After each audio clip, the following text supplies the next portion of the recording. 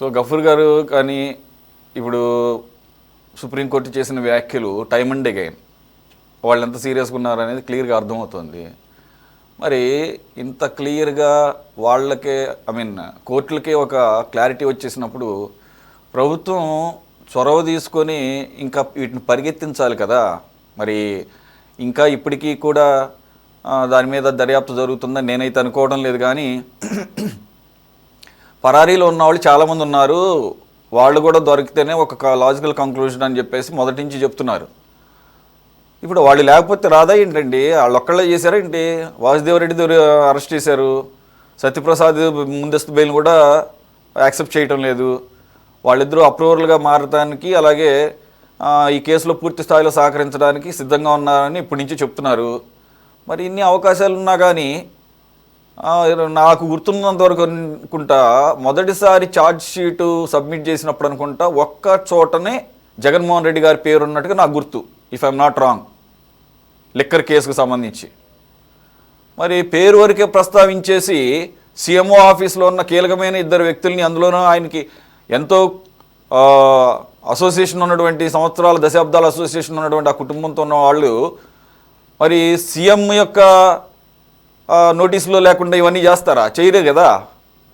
ఇప్పుడు వీళ్ళు ఆయనకి సలహా ఇచ్చారా, ఆయన వీళ్ళకి సలహా ఇచ్చారా, సంథింగ్ డిఫరెంట్. కానీ ఆయన పాత్ర అయితే అక్కడ ఉంటుంది కదా, ఆయన నాలెడ్జ్లో ఉండే కదా ఇది జరిగింది. మరి నిజంగా ఆయన కనుక స్వచ్ఛంగా ఉన్నట్లయితే వద్దురా బాబు, మనం సంపూర్ణ మద్యపాన నిషేధం నానోడితేనే నేను హామీ ఇచ్చాను, మీ ఐడియా బాగానే ఉంది కానీ స్కామ్కి మంచిగా బాగుంది కానీ ఇది కరెక్ట్ కాదు, మరి ఈ పాలసీని ఇంకాస్త ఏమన్నా పారదర్శకంగా చేద్దాము, గవర్నమెంట్ షాపుల వరకు ఓకే కానీ ఈ రకంగా అన్ని చోట్ల ఆఖరికి చెప్పాం కదా, ట్రాన్స్పోర్ట్ విషయంలో కూడా దోచుకున్నారు. ట్రాన్స్పోర్ట్ అయితే వాటాల వారీగా ఏరియాలను పంచేశారు. ఉత్తరాంధ్ర ఒకళ్ళు, కోస్తా ఒకళ్ళు, రాయలసీమ ఒకళ్ళు, ఈ రకంగా. మరి ఆయన వారించాలి కదా.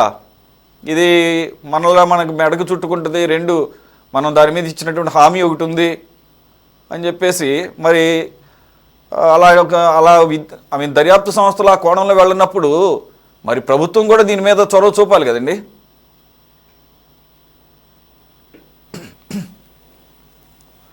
విజయకిరణ్ గారు ఆడియో చూడండి సార్, మీ ఇంట్లోనే ఉందా?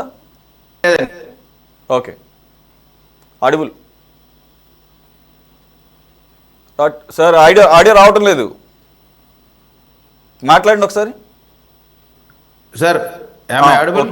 Okay, continue please. సార్, ఇప్పుడు జరిగినటువంటి ఈ లిక్కర్ స్కామ్కి సంబంధించి ప్రభుత్వం చాలా సీరియస్గా వర్క్ చేస్తూ ఉంది. అన్ని రకాలుగా ఎవరెవరిని అరెస్ట్ చేయాలా, అది ఎంపీ అయినా ఎవరినైనా అరెస్ట్ చేస్తూ వస్తూ ఉన్నారు. ఇది వ్యక్తులుగా చేసినటువంటి స్కామ్ కాదు, ఇది ప్రభుత్వ పెద్దలు, ఒక గవర్నమెంట్లో ఉన్నటువంటి హెడ్స్తో కూడుకున్నటువంటి ఒక పెద్ద స్కామ్.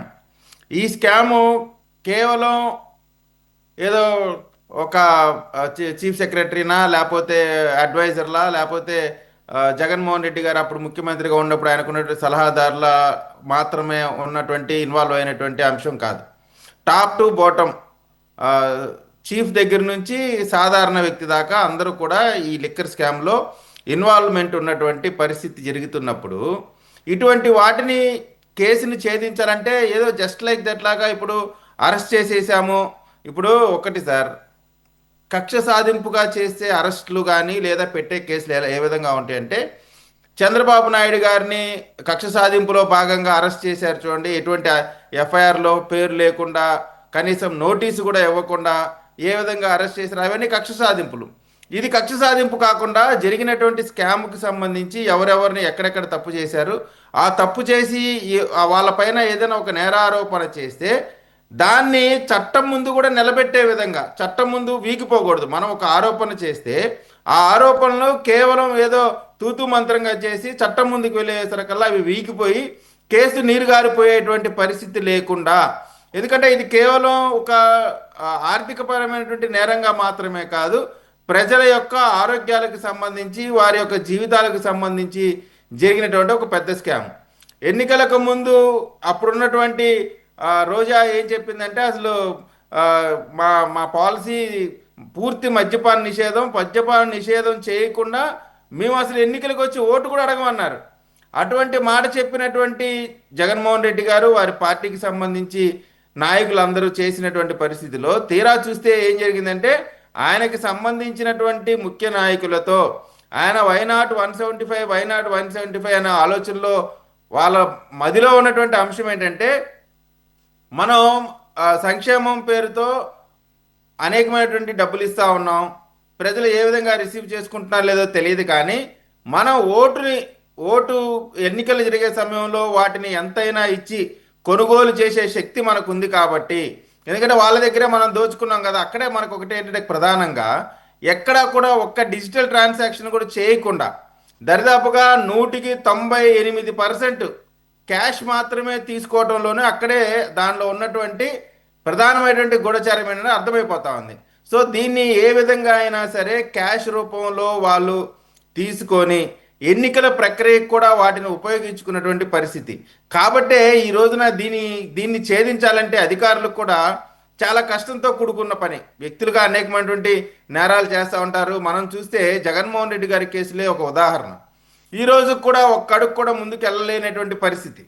సో ఇటువంటి ఎంతో ఆర్గనైజ్డ్గా చేసేటువంటి ఇటువంటి క్రైమ్స్లో కొంత టైం అయితే తీసుకుంటుంది, కానీ నేరస్తులు అయితే ఎక్కడికి పోలేడు.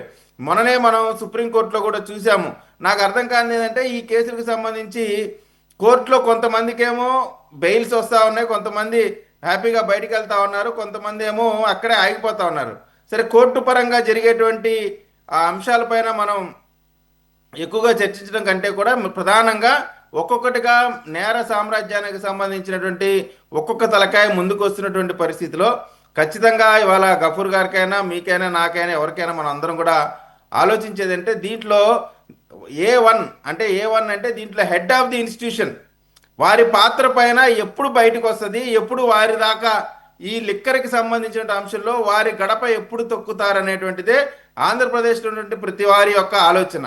అటువంటి పరిస్థితికి వెళ్ళాలి అంటే ఏదో జస్ట్ లైక్ దట్లా కాకుండా పూర్తి స్థాయి విచారణ, పూర్తి స్థాయి నేరారోపణకు సంబంధించిన ఆధారాలు వాటన్నిటినీ ఒక స్టేజ్కి తీసుకొచ్చిన తర్వాత నిజంగా ఎవరెవరు పాత్ర ఉంది, ఆ పాత్రదారులు మాత్రం ఖచ్చితంగా ఎంతటి పెద్దవారైనా సరే వాళ్ళ తలుపు తట్టి వారిని చట్టం ముందు నిలబెట్టేటువంటి ప్రక్రియ జరుగుతూ ఉంది. అదృష్టవశాత్తు ఇవాళ కోర్టులు కూడా ఎక్కడా కూడా ఎంత పెద్ద పెద్ద లాయర్లను పెట్టినా సరే ఈ లిక్కర్ కేసుల్లో జ్యుడిషియల్ వ్యవస్థ కూడా చాలా సీరియస్గా ఉన్న పరిస్థితి మనం చూస్తూ ఉన్నాం. కాబట్టి ప్రభుత్వం కూడా వెరీ సీరియస్గా వర్క్ చేస్తూ ఉంది. కాబట్టి ఖచ్చితంగా కింగ్ పింగ్ ఎవరైతే ఉన్నారో అతని దాకా కూడా వెళ్ళే రోజులు దగ్గరలోనే ఉన్నటువంటి ఆశాభావం మీతో పాటు నేను కూడా వ్యక్తం చేస్తా ఉన్నానండి.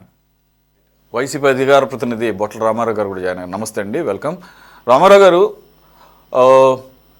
ఈ లిక్కర్ వ్యవహారం వచ్చేసరికి మీరు మామూలుగా యథావిధిగానే మీరు అసలు ఏం జరగలేదు, స్కామే జరగలేదని మీరు ఖండించవచ్చు, అది మీ ఇష్టం. కానీ కోర్టులు, పర్టికులర్గా సుప్రీంకోర్టు ప్రధాన న్యాయమూర్తి బెంచ్కే ఈ మధ్య ఇవన్నీ కూడా వెళుతున్నాయి.